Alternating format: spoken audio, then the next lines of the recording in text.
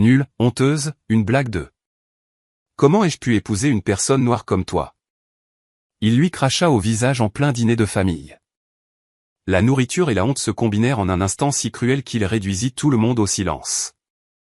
Un gloussement se tordit dans sa poitrine alors qu'il la regardait se recroqueviller, humiliée devant sa famille, ses amis et ses collègues. Ce qu'il ne savait pas, ce que personne ne réalisait, c'est qu'elle n'était pas aussi impuissante qu'elle en avait l'air.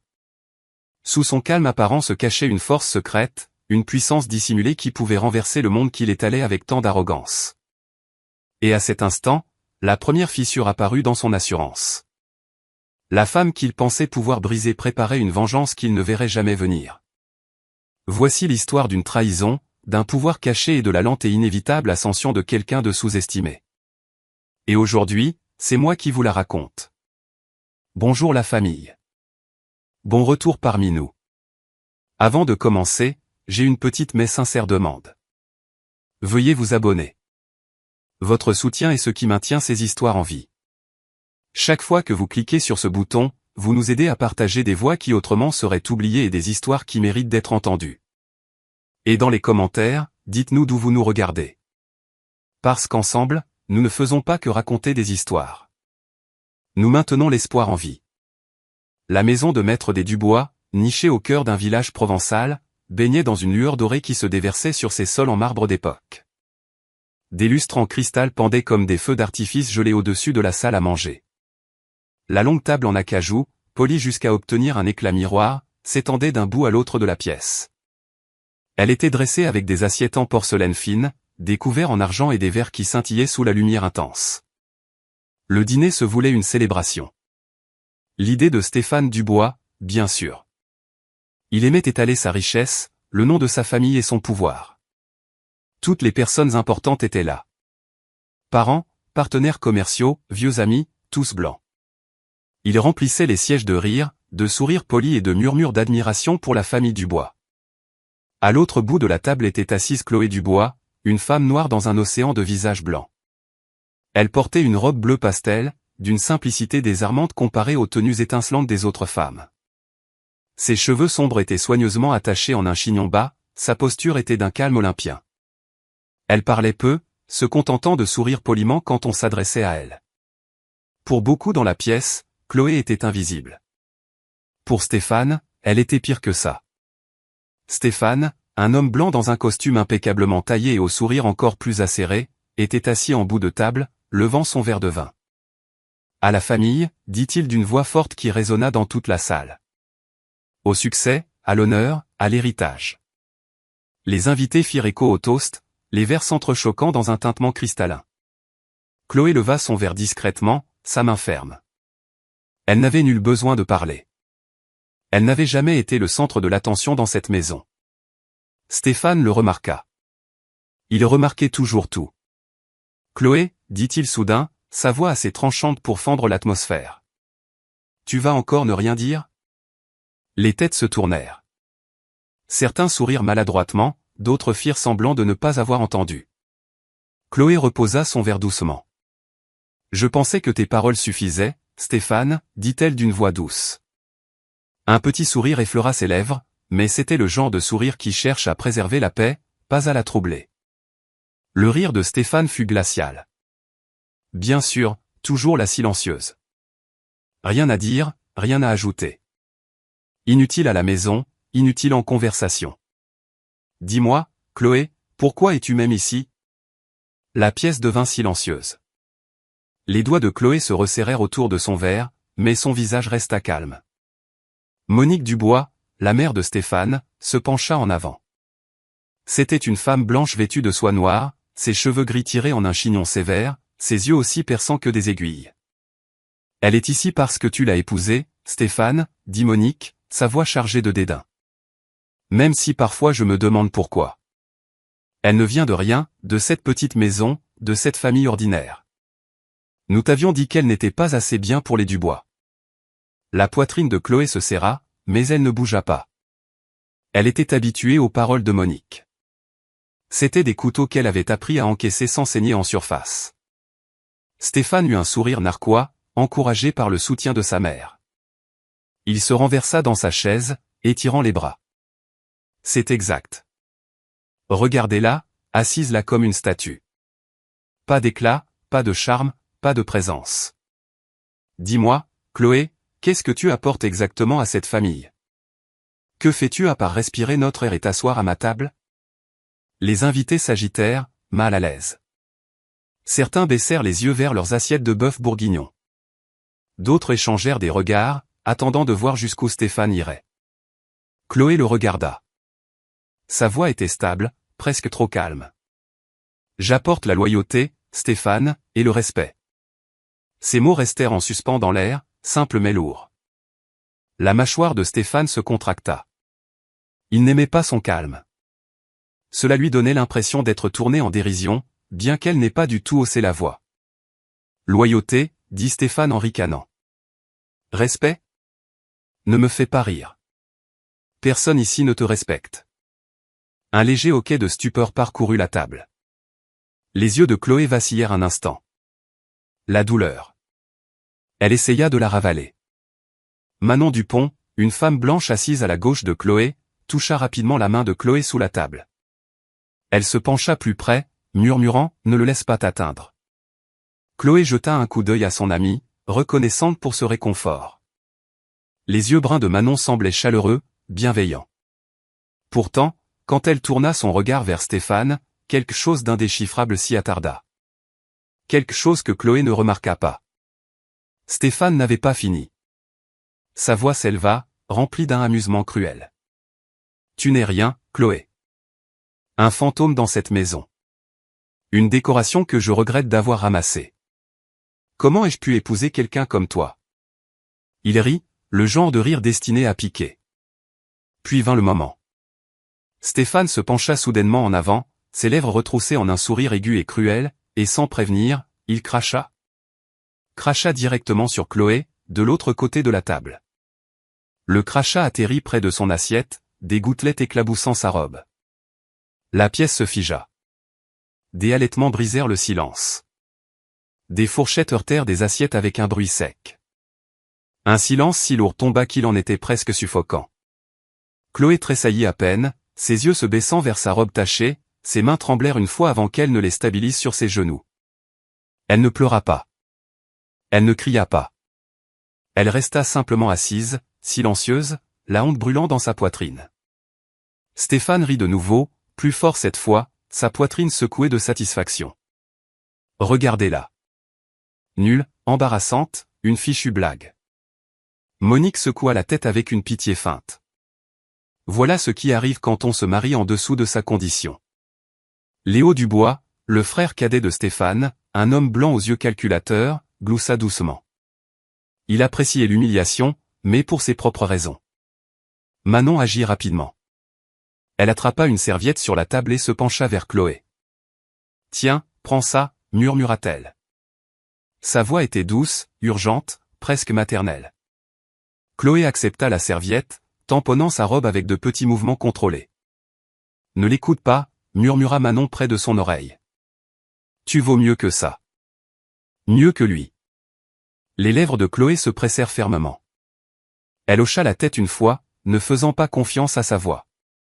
Mais alors que Manon tournait la tête, ses yeux s'attardèrent sur Stéphane juste une seconde. La pitié sur son visage s'estompa, remplacée par une lueur de quelque chose d'autre, quelque chose de dangereux. De l'admiration, du désir. Ce fut parti en un instant, caché derrière un masque de loyauté. Mais la caméra l'aurait capté. La salle à manger resta figée dans le silence. Le genre de silence qui pèse lourdement sur la poitrine, étouffant et insupportable. Les fourchettes restaient intactes, les verres à moitié levés, les yeux passant nerveusement de Chloé à Stéphane. Chloé restait immobile, serviette à la main, épongeant doucement sa robe. Son visage demeurait calme, trop calme, comme un masque de porcelaine retenant une tempête. À l'intérieur, sa poitrine lui faisait mal, un feu d'humiliation, de trahison, de chagrin, mais elle ne le laisserait pas déborder devant eux. Stéphane se renversa, bras croisés, un sourire narquois d'homme qui croyait avoir gagné. Sa jubilation se mua en un rictus satisfait. Voilà, dit-il, assez fort pour toute la table. Maintenant, elle a l'air de ce qu'elle ressent. Pathétique. Quelques invités baissèrent les yeux sur leurs assiettes, honteux mais trop craintifs de Stéphane pour parler. D'autres forcèrent des rires nerveux, prétendant que ce n'était rien de plus qu'une blague de mauvais goût. Monique Dubois brisa le silence la première. Elle soupira, secouant la tête avec une fausse sympathie. « Chloé, ma chère, peut-être devriez-vous vous excuser. Vous n'êtes clairement pas en état de tenir compagnie ce soir. » Les mots tranchèrent comme une lame, prononcés avec une cruauté délibérée. Les yeux de Monique brillaient de satisfaction, comme si elle avait attendu des années ce moment. Chloé leva lentement son regard, ses yeux fixés sur ceux de Monique, calme mais inflexible. « Merci pour votre sollicitude, dit-elle doucement. Mais je vais parfaitement bien. » Sa voix était douce, mais la fermeté sous-jacente fit tourner quelques têtes. Pendant une seconde, le sourire de Monique vacilla. Léo Dubois gloussa, faisant tourner le vin dans son verre. « Oh, allons, mère, dit-il. Laissez-la rester. C'est un divertissement rare. On n'a pas ce genre de spectacle tous les jours. » Son sourire était acéré, ses yeux brillants de malice. Stéphane frappa la table, riant de la remarque de son frère. « Exactement. Laissez-la rester. Que tout le monde voie à quoi ressemble une épouse ratée. » Les doigts de Chloé se crispèrent sur la serviette sur ses genoux, mais elle ne dit rien. Le silence était sa seule arme à ce moment-là, bien que cela ressemble à une reddition pour tous les autres. Manon se pencha de nouveau plus près, murmurant avec urgence, « Chloé, tu n'as pas à rester assise ici et à subir ça. Nous pouvons partir tout de suite. Laissons-les s'étouffer avec leur cruauté. » Chloé tourna légèrement la tête, sa voix basse. « Si je pars, Manon, ils gagnent. Je ne leur donnerai pas ça. » Le cœur de Manon fut tiraillé par la pitié et quelque chose d'autre qu'elle ne voulait pas nommer. Elle admirait la force tranquille de Chloé, mais quand ses yeux revinrent sur Stéphane, l'admiration changea. Il était assis là, riant audacieusement, possédant la pièce sans crainte. Le pouvoir irradiait de lui, même dans sa cruauté. Cela remua quelque chose de dangereux en elle. Le dîner s'éternisa, chaque instant épais de tension. Les domestiques se déplaçaient avec précaution, craignant d'attirer l'attention. Les conversations tentèrent de reprendre, mais mouraient sans cesse dans l'ombre de ce qui s'était passé. Stéphane, cependant, s'en délectait. Il leva de nouveau son verre, avec un sourire moqueur. « À ma chère épouse, dit-il d'un ton railleur, la femme la plus loyale et la plus silencieuse du monde. Puisse-t-elle ne jamais parler, et puisse-t-elle ne jamais compter ?» Quelques rires nerveux fusèrent autour de la table, bien que la plupart des invités restèrent silencieux. Personne n'osa le confronter. Chloé leva aussi son verre, ses mains stables, son regard balayant la table, passant sur Stéphane, Monique, Léo et les invités qui détournaient les yeux avec honte. Ses lèvres s'incurvèrent en un très léger sourire. « À la famille, dit-elle simplement, sa voix calme, claire et ferme. » Les mots étaient simples, mais la manière dont elle les prononça fit taire les rires. C'était comme si dans son immobilité, il y avait un défi silencieux qu'aucun d'eux ne pouvait nommer. Le sourire narquois de Stéphane vacilla pour la première fois, juste le temps d'un battement de cœur. Monique toussa dans sa serviette, dissimulant son irritation. Léo plissa les yeux, intrigué. Manon sentit un frisson la parcourir. Le calme de Chloé la déstabilisait, bien qu'elle ne puisse expliquer pourquoi. Elle glissa sa main sous la table, serrant doucement les doigts de Chloé. « Tu es plus forte que tu n'en as l'air, » murmura-t-elle. Chloé ne répondit pas. Elle n'en avait pas besoin. Quand le dîner se termina enfin, les invités se levèrent rapidement, impatients d'échapper à la tension suffocante. Ils chuchotèrent en partant, jetant des regards furtifs à Chloé, certains avec pitié, d'autres avec jugement. Monique sortit de la pièce la tête haute, satisfaite. Léo s'attarda, souriant à Chloé comme si elle était une énigme intéressante.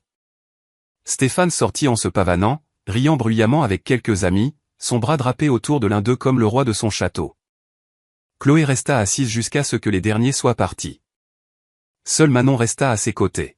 « Chloé, » dit doucement Manon, s'accroupissant à côté de sa chaise. « Je suis tellement désolée. Tu ne méritais pas ça. » Chloé plia lentement la serviette, la posant sur la table. Elle regarda son amie avec des yeux calmes et stables. « Ne sois pas désolée pour moi, Manon, dit-elle. Garde ta pitié pour eux. Manon cligna des yeux, prise au dépourvu. Que veux-tu dire? Chloé se leva, lissant sa robe. Ses mouvements étaient gracieux, délibérés. Elle n'avait pas l'air brisée, seulement silencieuse, seulement observatrice. Un jour, dit doucement Chloé, presque pour elle-même, les mêmes personnes qui rient s'en étoufferont. Manon retint son souffle. Elle ne comprenait pas le poids derrière ces mots, mais ils restèrent dans sa poitrine comme un avertissement. Chloé sortit de la salle, le dos droit, sa dignité intacte malgré la tache sur sa robe. Manon la suivit, le visage déchiré entre la loyauté envers Chloé et l'attirance secrète qu'elle ressentait chaque fois que Stéphane était proche. Et quelque part au fond d'elle, Chloé portait un feu que personne à cette table n'avait vu. Pas encore. Si vous ne vous êtes pas encore abonné, nous serions ravis que vous rejoigniez notre communauté en cliquant sur le bouton d'abonnement. Grâce à nos histoires, nous construisons l'espoir et donnons un avenir aux enfants et aux femmes qui ont été maltraités partout dans le monde. Motivez-nous en vous abonnant et en activant votre cloche de notification pour ne jamais manquer une histoire qui compte. Dites-nous aussi dans les commentaires d'où vous nous regardez et comment cette histoire vous a parlé. La maison était silencieuse après le dîner. Les invités étaient partis, leurs chuchotements emportés dans la nuit, mais l'écho du rire de Stéphane résonnait encore aux oreilles de Chloé. Elle se déplaçait lentement dans les couloirs vides de la maison de maître, sa robe encore légèrement tachée, son visage impénétrable. Elle entra dans son bureau privé, une petite pièce chaleureuse nichée à l'autre bout de la maison. Contrairement au reste de la demeure, qui criait la richesse et l'orgueil, cette pièce était simple. Des étagères de livres tapissaient les murs. Un bureau en bois se tenait près de la fenêtre, et une unique lampe diffusait une lumière douce. C'était le seul espace du domaine des Dubois qui lui appartenait vraiment. Chloé s'assit au bureau et posa ses mains à plat sur la surface. Ses épaules tremblèrent une fois, mais elle se ressaisit. Aucune larme ne coula. Elle ne donnerait pas à Stéphane la satisfaction de la briser, même en privé. Son esprit retourna malgré elle vers des souvenirs. Elle s'était tenue dans le couloir du bureau de Stéphane il y a 2 ans, figée. À travers la porte entr'ouverte, elle entendit le faible murmure de voix suivi de rire. Le rire d'une femme blanche, jeune, éclatant, enjoué. Elle poussa la porte juste assez pour voir. Stéphane se tenait derrière son bureau, ses mains autour de la taille d'une femme aux longs cheveux blonds. Clara, sa secrétaire. Ses lèvres pressées contre les siennes, leur rire mêlé de baisers. Le cœur de Chloé se brisa silencieusement, mais elle n'intervint pas. Elle referma lentement la porte, pressant sa main sur sa bouche pour étouffer le cri silencieux. Ce soir-là, elle confronta Stéphane. Qui est-elle? Demanda-t-elle calmement, debout dans l'embrasure de leur chambre. Stéphane ne tressaillit même pas. Il était assis sur le lit, déboutonnant sa chemise. Ne commence pas, Chloé. Tu es ennuyeuse. Elle est excitante. Fin de l'histoire. Sa gorge se serra. Tu es mon mari. Et tu es mon fardeau, dit froidement Stéphane. Ne me fais pas la morale. Tu devrais être reconnaissante que je te garde ici. Chloé s'était détournée, le corps raide, le cœur saignant en silence. Le souvenir brûlait comme une cicatrice qu'elle ne pourrait jamais guérir. Un autre suivit, qui faisait encore plus mal. 1 an plus tard, Chloé était assise en face de Monique dans le grand salon. Elle avait trouvé le courage de parler. « Mère Dubois, dit-elle doucement. Stéphane est infidèle. Je ne peux plus prétendre ne pas le voir. » Monique sirota son thé calmement, sa cuillère en argent tintant contre la tasse. Puis elle la reposa et regarda Chloé droit dans les yeux. « Clara est meilleure pour Stéphane, dit-elle froidement. Elle a du charme, de l'ambition, de la présence, des qualités qui te manquent. » Les lèvres de Chloé s'entr'ouvrirent sous le choc. « Vous approuvez ?» Monique se renversa dans son fauteuil, ses yeux se plissant. « Chloé, tu n'as jamais été faite pour cette famille. Tu viens de rien, et tu n'apportes rien. Si Stéphane trouve de la joie ailleurs, pourquoi devrais-je l'en empêcher ?» Chloé avait baissé le regard, son cœur se brisant sous le poids de ses mots. Elle réalisa alors que dans cette maison, elle n'avait aucun allié. Le souvenir s'estompa. Chloé était maintenant assise dans son bureau, fixant la douce lueur de sa lampe. Les cicatrices étaient profondes, mais elles étaient cachées, portées là où personne ne pouvait les voir. On frappa à sa porte, la surprenant. Entrez, dit doucement Chloé. La porte s'ouvrit et Manon entra. Elle la referma derrière elle, portant 2 tasses de thé. Son sourire était chaleureux, ses yeux doux. J'ai pensé que tu en aurais besoin, dit Manon, posant une tasse sur le bureau devant Chloé. Les lèvres de Chloé s'incurvèrent en un petit sourire fatigué. Merci. Manon s'assit à côté d'elle. Comment tiens-tu le coup? Chloé hésita, puis soupira. Ça fait mal. Bien sûr que ça fait mal. Être traité comme ça devant tout le monde, ce n'est pas quelque chose qu'on oublie. Manon tendit la main, enlaçant les épaules de Chloé. Elle la serra fort, sa voix apaisante. Tu ne mérites pas ça, Chloé. Il est cruel. Il est aveugle. Tu mérites mieux. Chloé se laissa aller dans l'étreinte, se reposant un instant. Parfois, je me demande ce que j'ai fait de mal. Manon se recula, saisissant les mains de Chloé. Tu n'as rien fait de mal. Tu es bonne. Trop bonne pour lui. S'il ne peut pas le voir, c'est sa perte. Les yeux de Chloé s'emplirent d'eau, bien qu'aucune larme ne coule. Elle hocha lentement la tête. Merci, Manon. Tu es la seule qui soit à mes côtés. Manon sourit doucement, lui serrant à nouveau les mains. Toujours. Mais quand Chloé détourna le regard, les yeux de Manon changèrent. La chaleur s'estompa une seconde, remplacée par le calcul. Elle pensait déjà à Stéphane, à sa voix forte, à sa confiance, à la façon dont il possédait chaque pièce où il entrait. Elle cligna des yeux, dissimulant rapidement cela derrière un autre sourire doux. Pour l'instant, elle jouerait le rôle de l'amie fidèle, mais les fissures dans sa loyauté avaient déjà commencé à apparaître. La maison de maître devint silencieuse à mesure que la nuit s'épaississait. Chloé se retira à l'étage, laissant Manon seule dans le bureau un instant. Manon resta assise, fixant la tasse de thé à moitié vide. Ses doigts traçaient le bord de la tasse tandis que ses pensées retournaient vers Stéphane. Elle le voyait encore en bout de table, riant, sans peur, puissant. Même dans sa cruauté, il commandait tous les regards dans la pièce. Et Manon, bien qu'elle se déteste pour cela, avait senti une montée d'adrénaline en le regardant. Il lui faisait ressentir quelque chose que Chloé ne pourrait jamais lui faire ressentir. Quand Chloé revint, Manon s'excusa, disant qu'elle avait besoin de repos. Chloé sourit faiblement, reconnaissante de la compagnie de son amie, et la laissa partir. Mais Manon ne se dirigea pas vers sa chambre d'amis. Elle descendit le couloir et se glissa par la porte latérale dans le jardin. L'air nocturne était frais, la fontaine dans la cour murmurait doucement, et il était là, Stéphane, appuyé contre le mur de pierre, fumant un cigare. « Tu es venu » dit-il avec un sourire malicieux, sa voix basse et suave. Manon retint son souffle. « Tu me l'as demandé. » Stéphane s'approcha, la lueur du cigare éclairant ses traits acérés. « Chloé ne me comprend pas, Manon. Elle ne m'a jamais compris. Toujours si silencieuse, si terne. Mais toi, il frôla son bras de sa main. Tu me comprends mieux qu'elle ne le fera jamais. » Le pouls de Manon s'accéléra. Elle voulait le repousser, mais resta immobile. Ces mots s'insinuèrent en elle comme du miel empoisonné. Elle avait toujours été l'amie de Chloé. Mais à cet instant, elle se laissa croire qu'elle était différente, spéciale. « Tu ne devrais pas dire des choses comme ça, » murmura-t-elle, bien que sa voix manque de conviction. Stéphane eut un sourire narquois. « Pourquoi pas? Tu l'as vu. Chloé est faible. Elle n'est rien sans moi. Et toi? » Ses yeux s'attardèrent sur elle, lents et délibérés. « Tu mérites mieux que de rester dans son ombre. » Manon déglutit difficilement, le cœur déchiré. « C'est mon ami. » Stéphane se pencha plus près, sa voix un murmure.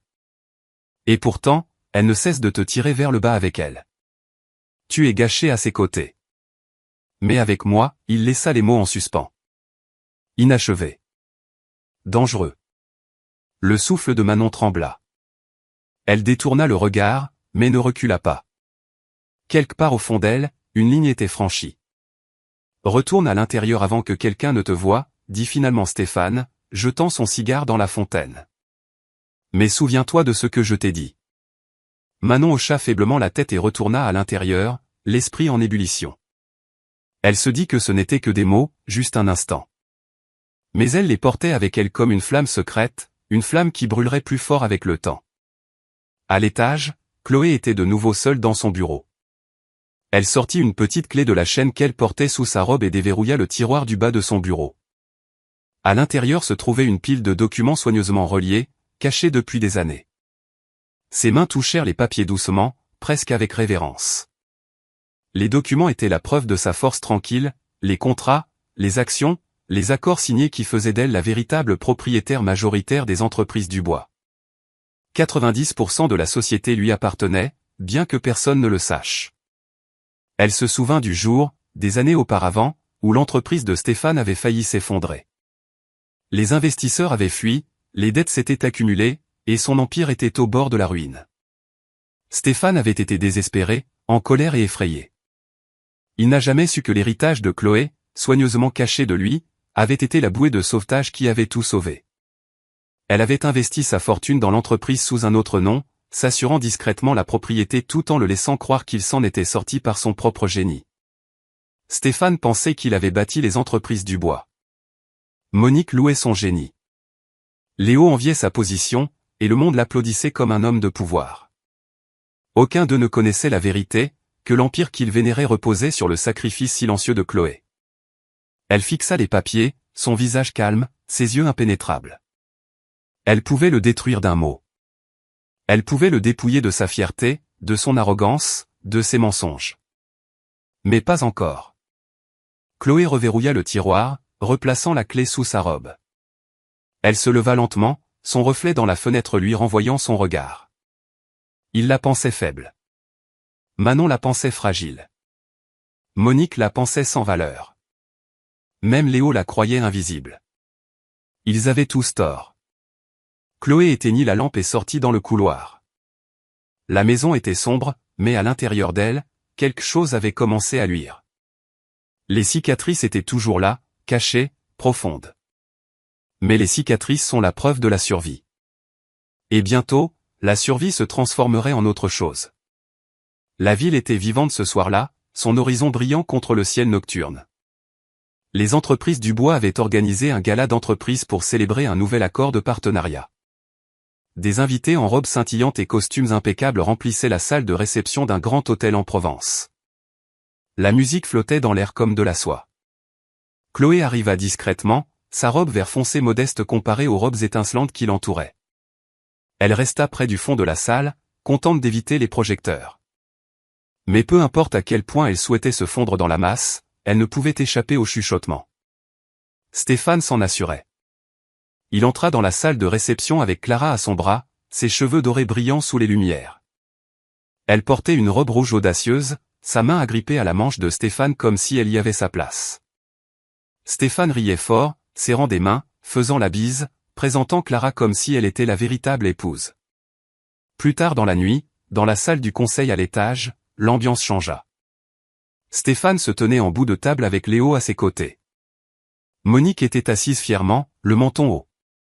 Manon s'attardait en arrière-plan, sa présence discrète mais constante. Stéphane arpentait la pièce en expliquant ses nouveaux plans d'expansion. Nous ouvrirons des succursales à l'étranger, en Europe, en Asie. C'est le moment de pousser, de montrer au monde que les entreprises du bois sont intouchables. L'un des directeurs fronça les sourcils. C'est risqué. Les finances de l'entreprise ne sont pas assez solides pour des mouvements aussi agressifs. Si cela échoue, nous pourrions, Stéphane le coupa d'un rire sec. Si cela échoue? L'échec n'existe pas sous mon nom. Vous êtes soit avec moi, soit contre moi. Léo se pencha en avant, avec un sourire narquois. Les vieux sont trop prudents, Stéphane. Ils ne voient pas ce que nous voyons. Prends le risque. Plus le pari est grand, plus la gloire est grande. La poitrine de Stéphane se gonfla de fierté. Il regarda autour de la pièce, défiant quiconque de contester. Personne ne le fit. Chloé, assise tranquillement à l'autre bout de la table, croisa les mains sur ses genoux. Elle écoutait, mais ne disait rien. Son silence la rendait invisible, ce qui lui convenait pour l'instant, mais ses yeux restaient vifs, observant chaque mot, chaque décision imprudente. Quand la réunion se termina, Stéphane passa devant elle comme si elle était de l'air. Clara s'accrochait à son bras, lui murmurant à l'oreille. Monique suivait de près, le louant comme s'il était un roi. Léo souriait narquoisement comme s'il était la main secrète qui tirait les ficelles. Chloé resta assise un instant de plus. Son visage calme ne trahissait rien, mais à l'intérieur, elle sentait la tempête monter.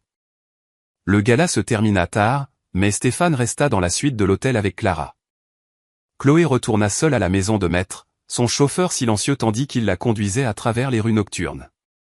Elle regardait par la fenêtre, le visage calme, mais la poitrine lourde. Chaque fois que Stéphane exhibait Clara, ce n'était pas seulement une trahison. C'était une déclaration au monde que Chloé ne comptait pas. De retour à la maison de maître, Manon se glissa dans la chambre de Chloé. Elle s'assit au bord du lit, sa voix douce. « Tu ne devrais pas avoir à vivre comme ça, Chloé. Il t'humilie devant tout le monde. » Et Monique, elle secoua la tête, le dégoût dans son ton. « Il te traite comme si tu n'étais rien. » Chloé joignit les mains. « Ça fait mal, oui, mais le quitter ferait encore plus mal. Ils applaudiraient tous si je partais. Je ne leur donnerai pas ça. » Manon la serra fort dans ses bras, murmurant « Je serai toujours là, quoi qu'il arrive. » Mais quand Manon quitta la chambre de Chloé, ses pas la menèrent dans le couloir vers le salon des invités où Stéphane restait souvent quand il rentrait tard. Elle le trouva là, buvant du whisky, sa cravate desserrée. « Tu devrais être avec ta femme, dit doucement Manon. Stéphane eut un sourire narquois. « Ma femme ? Ne me fais pas rire. Chloé est un poids mort. Elle ne parle pas, ne se bat pas, n'insuffle même pas de vie dans une pièce. Elle ne fait qu'exister. » Manon se mordit la lèvre. « Elle souffre. » Stéphane se pencha plus près, sa voix baissant de ton. « Et j'ai fini de faire semblant de m'en soucier. Je vais bientôt demander le divorce. » Manon retint son souffle. « Le divorce ? » « Oui. » Ses yeux brillaient d'arrogance. « J'ai déjà parlé à des avocats. Chloé se retrouvera avec des miettes. Clara se tiendra à mes côtés, et cette famille aura enfin l'apparence qu'elle devrait avoir. » Il toucha légèrement le menton de Manon, son sourire malicieux. « Mais qui sait ? Peut-être y a-t-il une place plus grande pour toi aussi. Tu n'es pas comme elle. Tu me comprends, toi. Tu me vois. » Manon se figea, son cœur battant la chamade dans sa poitrine. Elle voulait le croire. Voulait croire qu'elle était plus qu'un pion dans ses jeux. Elle hocha faiblement la tête, trop secouée pour parler. Le lendemain après-midi, la maison de maître était calme. Chloé était dans son bureau, travaillant sur des papiers. Elle partit un instant pour répondre à un appel, laissant la porte entr'ouverte. Manon passa par là, la curiosité la tiraillant. Elle se glissa à l'intérieur, ses yeux tombant sur le bureau. L'un des tiroirs n'était pas complètement fermé. Elle se pencha, l'ouvrant. À l'intérieur se trouvaient des dossiers et des papiers, soigneusement empilés. Elle en ouvrit un, les sourcils froncés en parcourant le contenu. Certificat d'actionnaire, contrat.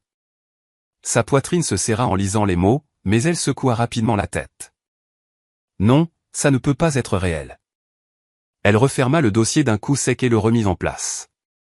Pour elle, ce n'était rien de plus que le fantasme de Chloé, une collection désespérée de papiers destinés à se réconforter pendant que Stéphane la dépouillait de sa dignité.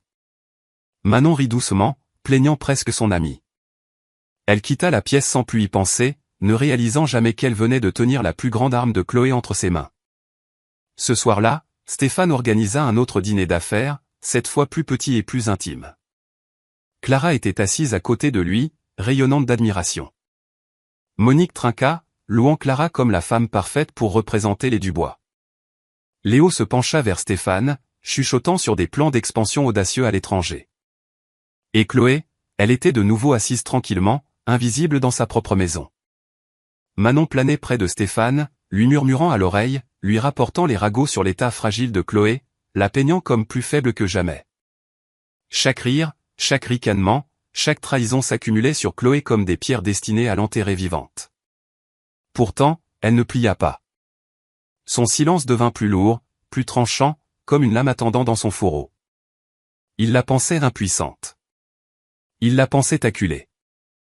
Mais le silence de Chloé n'était pas une défaite. C'était une préparation.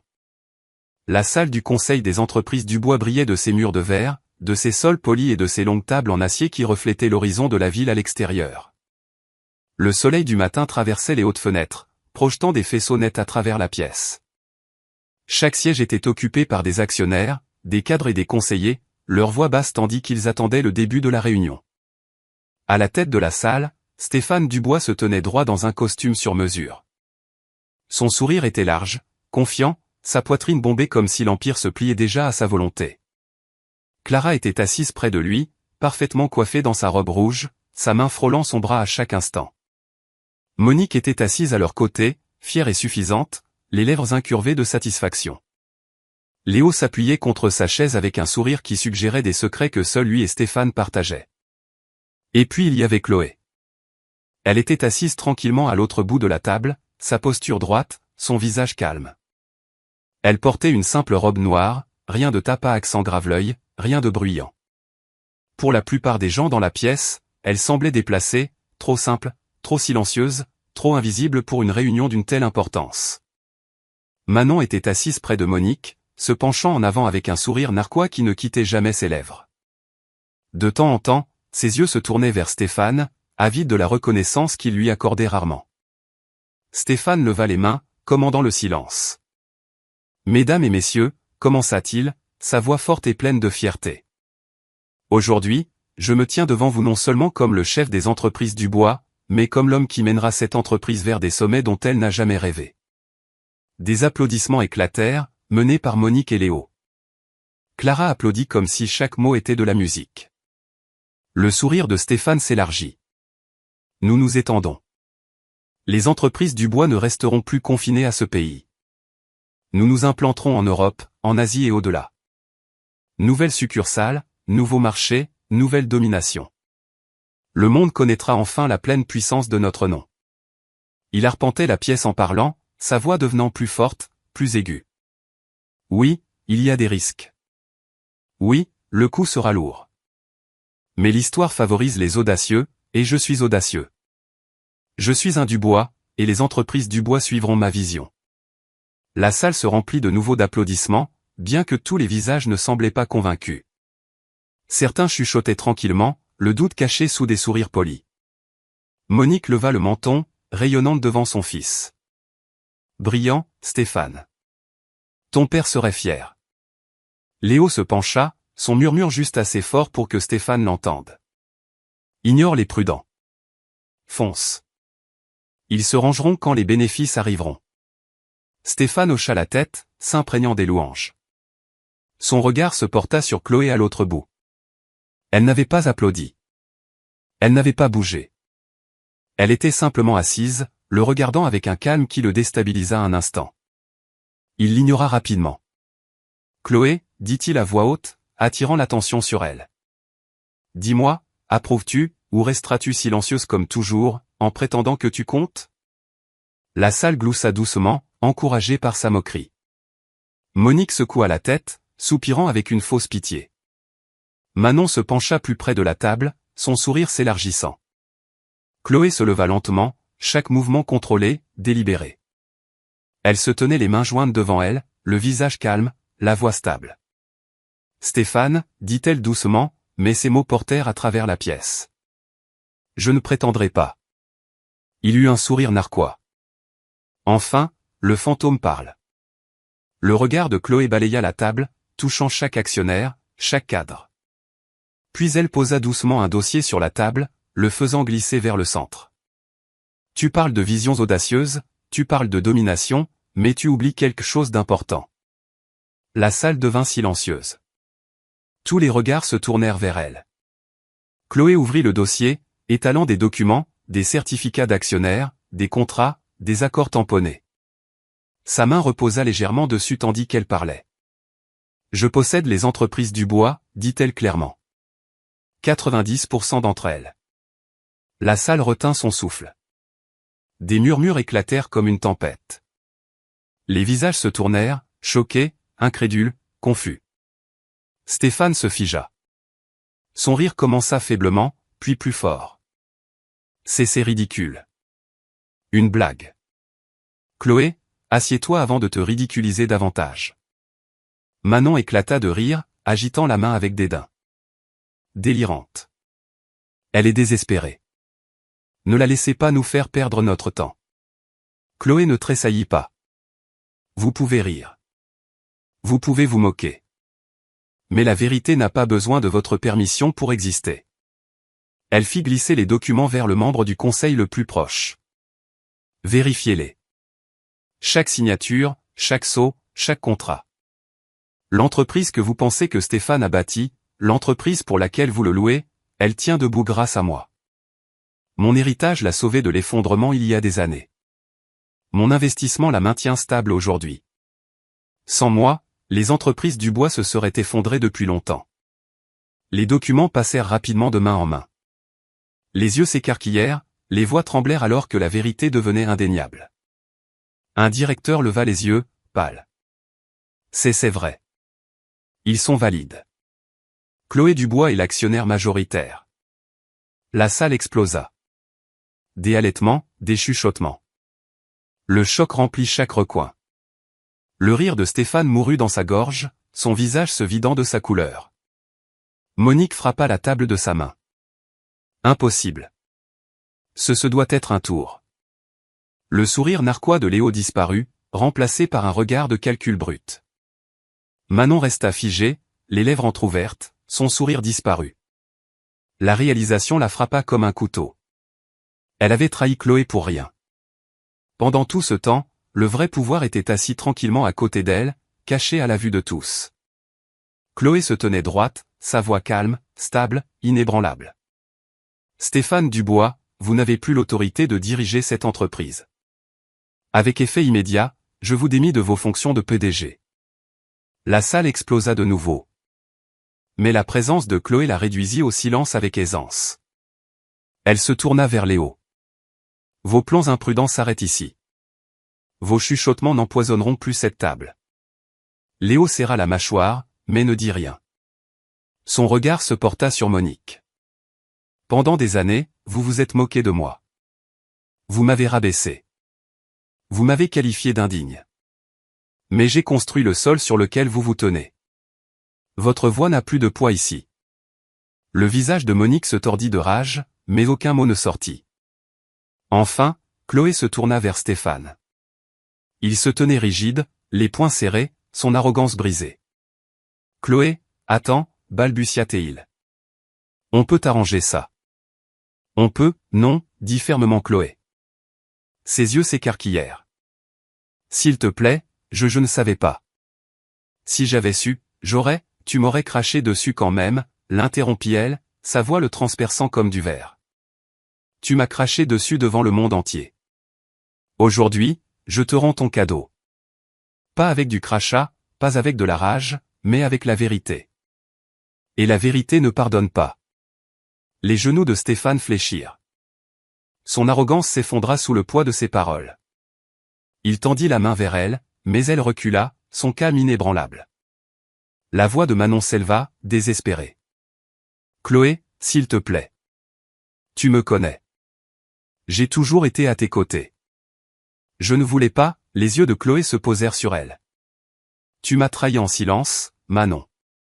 C'est pire que la cruauté ouverte. Tu as échangé la loyauté contre des miettes d'attention. Et maintenant, tu n'as rien. Le visage de Manon se décomposa.